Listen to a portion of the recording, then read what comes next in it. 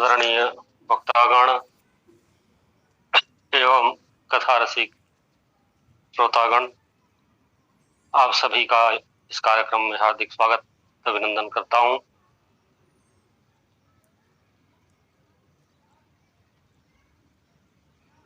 कल हम भगवान शंकर के श्रृंगार,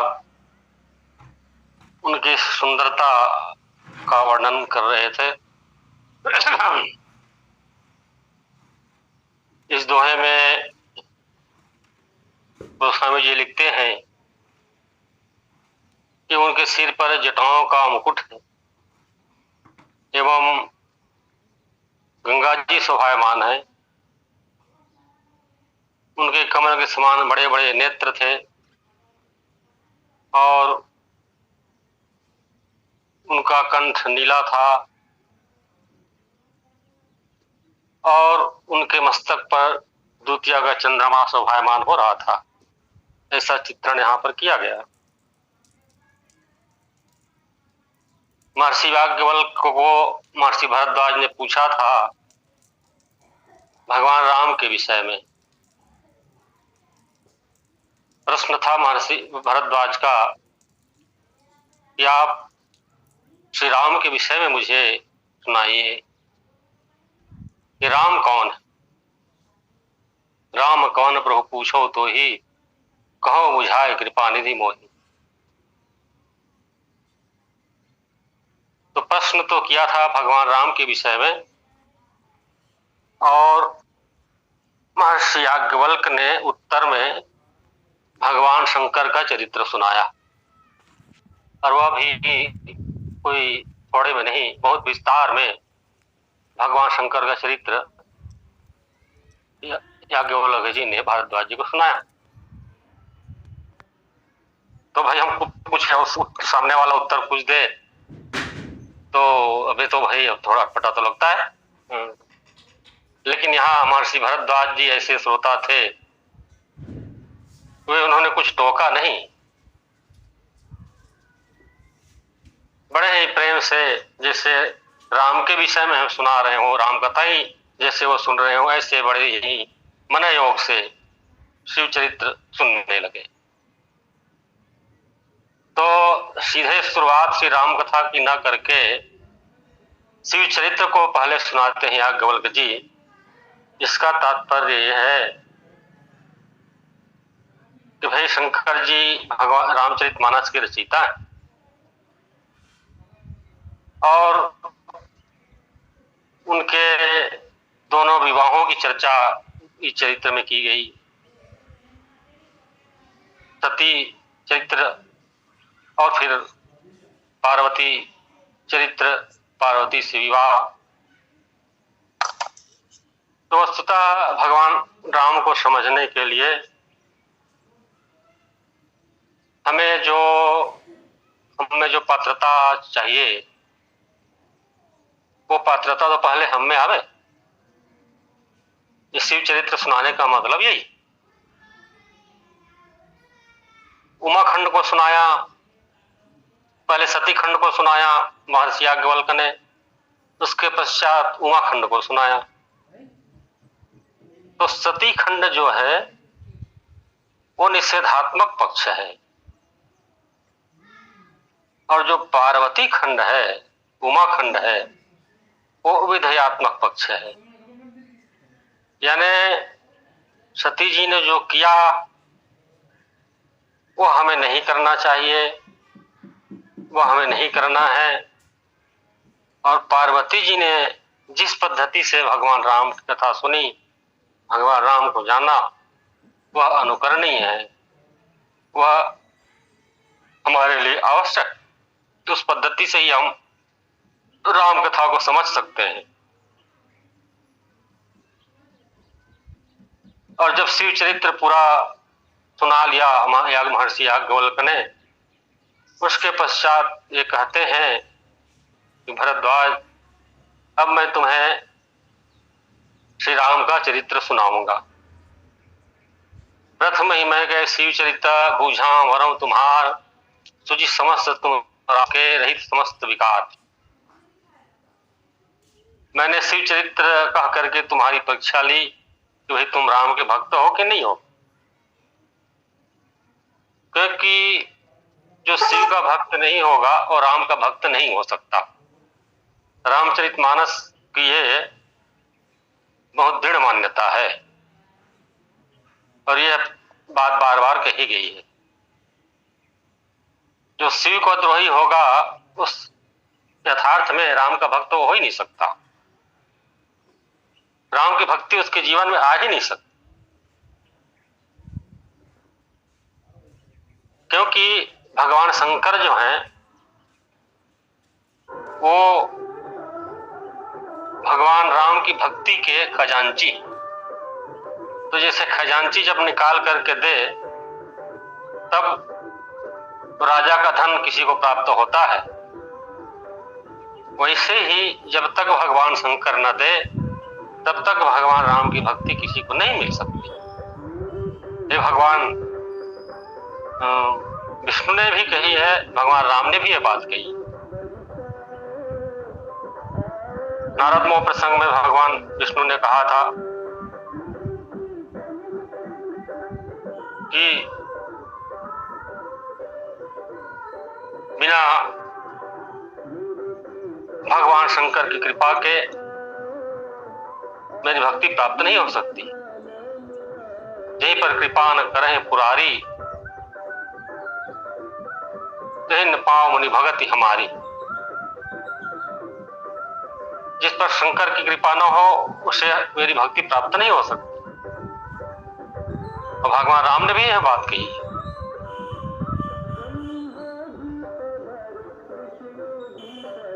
तो भगवान राम की भक्ति के प्राप्ति के लिए भगवान शंकर की भक्ति आवश्यक।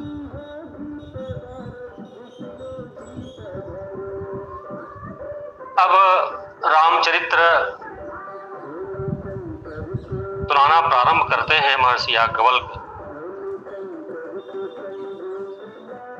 तो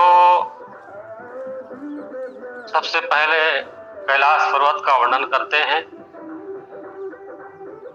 और कैलाश पर्वत पर विराजमान भगवान शंकर की सुंदरता का, शोभा का, श्रृंगार का वर्णन करते हैं। महर्षि याज्ञवल्क्य ने कहा कि एक बार भगवान शंकर जो है वो बरगद के पेड़ के नीचे गए और वहां पर आसन बिछा करके बैठ गए। एक बार तिहतर प्रभु गयो, तरु बिलो की ओर अति सुख भयो, निज कर डास नांग रिपुशाला, बैठे सहजे शंभु कृपाला। भगवान शंकर अकेले ही थे, साथ में कोई गण नहीं थे। भगवान शंकर अकेले गए और बरगद पेड़ के नीचे मृगचर्म बिछाया और इसके ऊपर बैठ गए।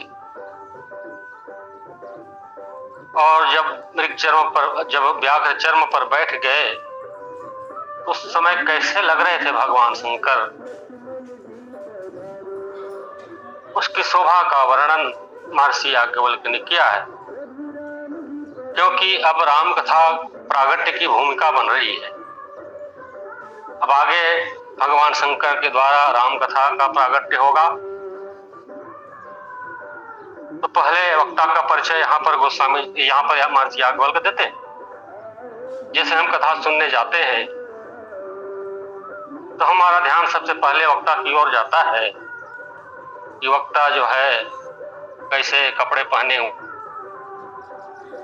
कैसे किसकी मालाओं पहने हुए हैं, कैसा उनका श्रृंगार है, तो हमारा ध्यान वक्ता की ओर जाता है। इसी प्रकार सबसे पहले प्रथम वक्ता राम कथा के एवं रचयिता रामचरितमानस के उनकी शोभा का वर्णन पहले करते हैं महर्षि याज्ञवल्क्य। और उनके शरीर की शोभा का वर्णन करते हुए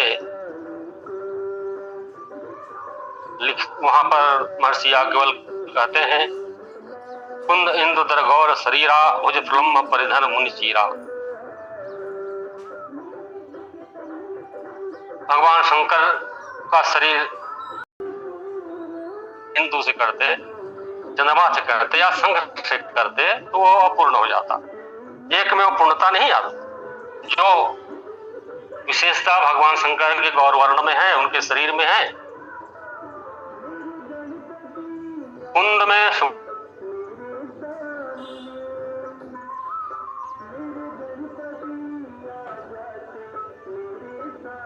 तुलना करते हैं, इसका तात्पर्य है भगवान शंकर के शरीर से दिव्य सुगंध। यहाँ चंद्रमा से तुलना करते हैं। और कुंद पुष्प में एक कमी ये भी है कि उसमें चमक नहीं होती, तो उस कमी को पूरा किया है चंद्रमा से। चंद्रमा में प्रकाश है,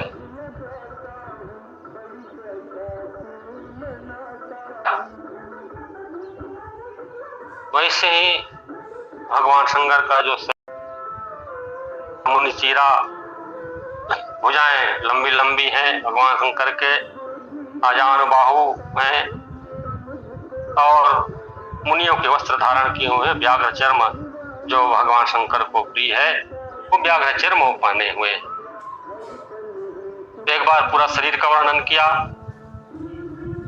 उसके पश्चात चरणों का वर्णन। बैठे हुए हैं भगवान शंकर और मस्तक पर द्वितीया का चंद्रमा, और भगवान शंकर का जो मुख है वो शरद ऋतु की चंद्रमा के समान दीप्यमान हो रहा है। इस प्रकार से दिव्य सौंदर्य का वर्णन करते हैं यहाँ पर। और उसके पश्चात गोस्वामी जी लिखते हैं, चरित सिरा मुकुट के जगह में जटा शोभायमान हो रहा है। तो इस प्रसंग पर हम कल चर्चा कर रहे थे। जटा, जो जटाएं हैं, उससे कोई सुंदर दिखे ऐसा नहीं होता है। जब भी बालों के सौंदर्य का वर्णन किया जाता है, यही लिखा जाता है या कवि ने लिखा है कि भाई उनके बाल बहुत घुंघराले हैं। घुंघराले बाल सुंदरता के मापदंड में आता है। भगवान राम के जब सौंदर्य का वर्णन करते हैं गोस्वामी जी, यही लिखते हैं कि चिक्कन कच कुंचित गहुआरे, बहु प्रकार जमातु संवारे। बहुत ही चिकने एवं घुंघराले बाल भगवान राम के थे, जिसे बहुत प्रकार से माता कौशल्या ने संवारा था।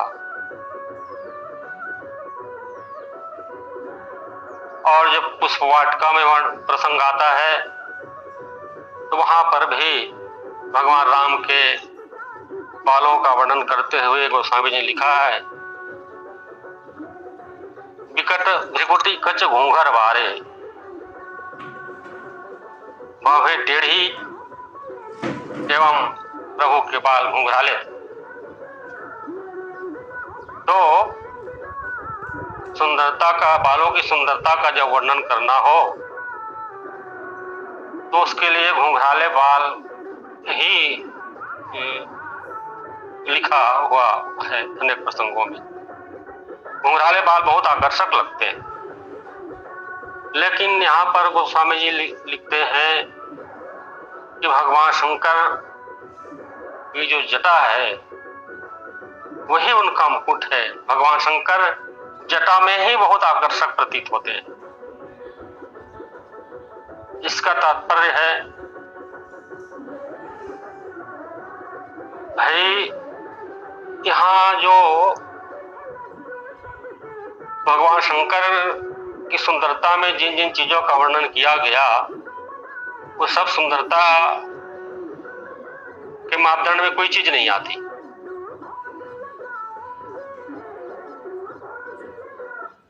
वस्तुतः भगवान शंकर का जो वेशभूषा है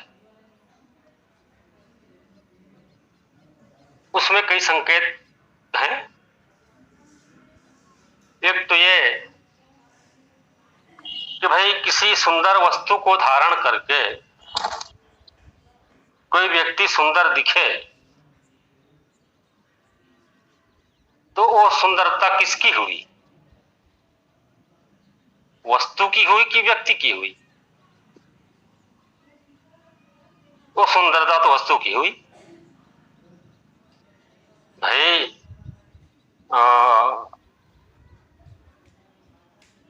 जब आप सब देखते हैं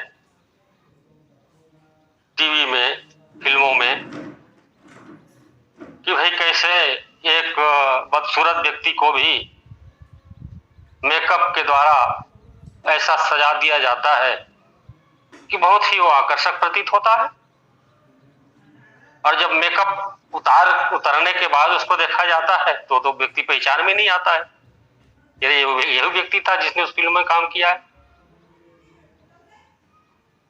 तो इसका तात्पर्य है सौंदर्य प्रसाधन की वस्तुओं से, रत्नों से, गहनों से, आभूषण से या महंगे महंगे कपड़े से जो पहन करके जो सुंदर लगे वह सुंदरता तो वास्तविक सुंदरता नहीं हुई। वास्तविक सुंदरता तो तभी है जब जो वस्तु सुंदर न लगती हो उससे भी पहन करके व्यक्ति सुंदर लगे, उसकी सुंदरता बढ़ जाए, तब वो वास्तविक सौंदर्य है।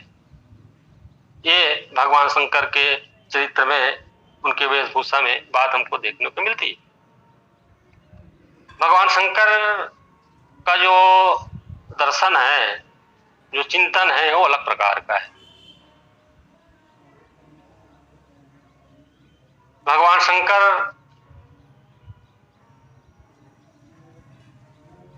हमेशा एक रूप में रहना पसंद करते हैं। विवाह के समय उनसे बहुत आग्रह किया गया कि भाई एक दिन के लिए तो आप कम से कम श्रृंगार कर लीजिए, लेकिन भगवान शंकर ने मना कर दिया। नहीं नहीं, मैं जिस वेश में हमेशा रहता हूं मैं उसी वेश में ही विवाह करने जाऊंगा, दूल्हे के रूप में मैं उसी को स्वीकार करूंगा। तो मैना रानी को यही तो आश्चर्य होता है कि मैना रानी को तो नारद जी ने बता ही दिया था कि ये पार्वती का जो होने वाला पति है वो कैसा होगा। जोगी जटिल काम मना नगन अमंगल वेग, अस्वामी है कहा मिलही परिहस्त असिरेक। जोगी होगा, जटाधारी होगा और बिना कपड़े का होगा, वो नंगा होगा, ये सब तो बता ही दिया था। तो फिर मैना जी जब परीक्षण के समय जब भगवान शंकर को देखती हैं तो थाल पटक करके भाग क्यों जाती है? जब सब बातें पता थी, वही पहले जानकारी नहीं होती तो बात अलग थी, जानकारी होने के बाद भी थाल पटक करके क्यों भागती? उसका तात्पर्य है मैना जी ने अपने ढंग से सोच लिया था, एक कल्पना कर लिया था मैना जी ने कि भाई ठीक है, वो भले ही वो हमेशा नंगा रहता हो, जटा बनाए रखता हो, लेकिन कम से कम दूल्हे के रूप में जब वो आएगा तब तो सज धज करके आएगा, सुंदर श्रृंगार करके आएगा। ये मैना जी ने अपनी कल्पना कर ली थी अपने ढंग से। लेकिन जब दूल्हे के रूप में भगवान शंकर को देखा और जैसा नारद जी ने बताया था बिल्कुल वैसे ही भगवान शंकर थे। जोगी जटिल काम मना नगन अमंगल बेग, बिल्कुल सर्पों को आभूषण के रूप में धारण किए हुए, वस्त्र धारण किए हुए और व्याघ्र चर्म धारण किए हुए, इस प्रकार जैसा नारद जी ने बताया था वो वैसे ही वेश में थे। तो ये जो दुख हुआ मैना जी को, भाई ये तो कल्पना का दुख हुआ, उन्होंने अपने ढंग से कल्पना कर ली। तो कल्पना अपने ढंग से कर लेना ये बात अलग है, लेकिन सत्य तो सत्य ही होता है। और सत्य का सामना मैना जी नहीं कर पाती, इसीलिए पागल ही कह दिया मैना जी ने भी, बोरे बरही लाग तब किन्ना, ये तो पागल है। एक थोड़ी सी बुद्धि होती तो कम से कम एक दिन के लिए तो सच धज लेता। इस प्रकार से थाल पटक करके चली जाती। लेकिन भगवान शंकर का सोच ये है, भगवान शंकर भौतिक वस्तुओं का उपयोग अपने सौंदर्य के लिए नहीं करते। जो नाशवान है, जो आज रहेगा जो कल नहीं रहेगा, ऐसे नाशवान वस्तुओं से वो अपना श्रृंगार नहीं करते हैं।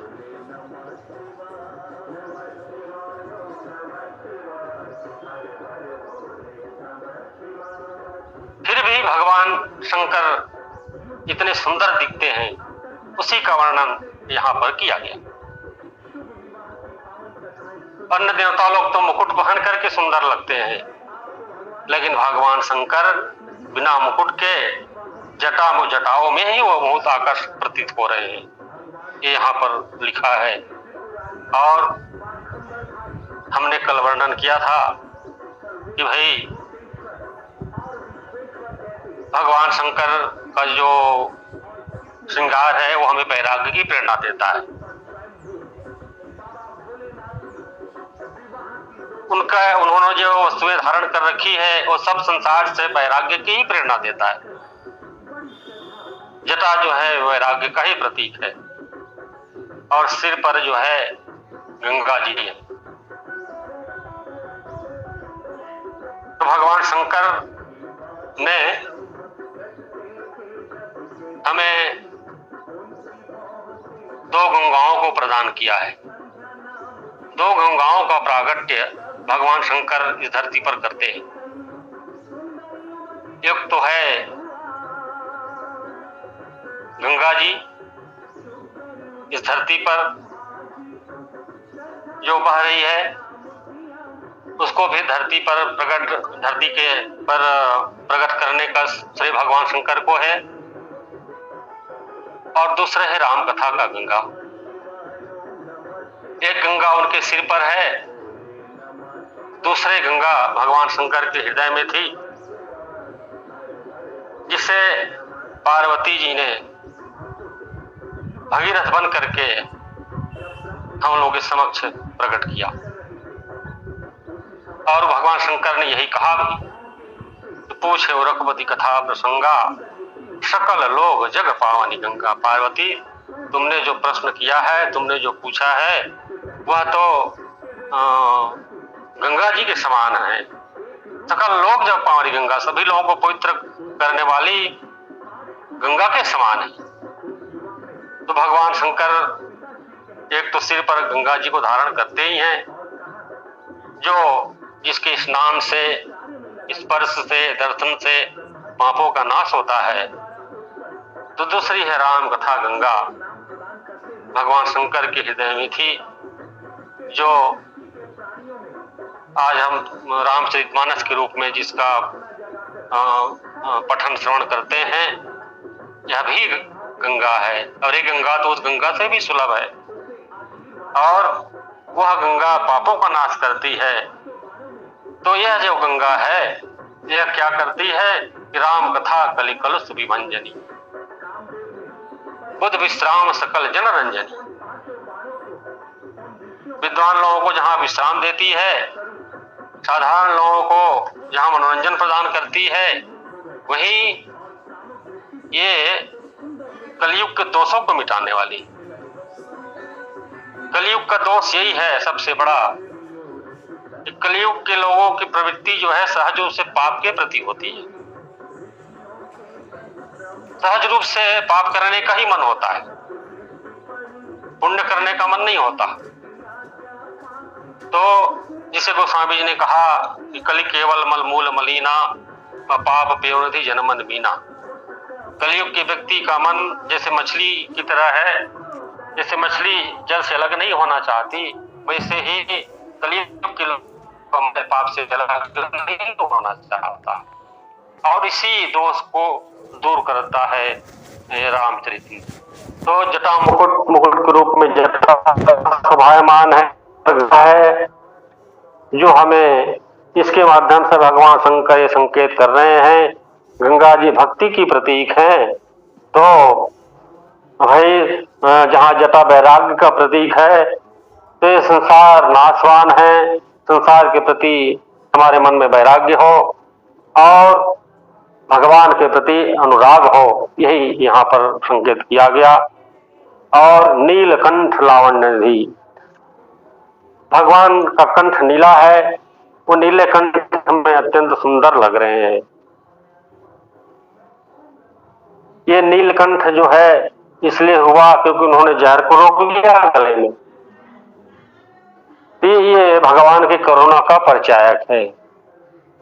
भगवान ने शंकर अगर विष न पिए होते तो कोई देवता बच ही नहीं पाता अमृत पीने के लिए। उस समय सभी देवता लोग इस विष के गंध से ही मारे जाते, तो देवता लोग अमर हुए। तो इसका श्रेय तो भगवान शंकर को जाता है।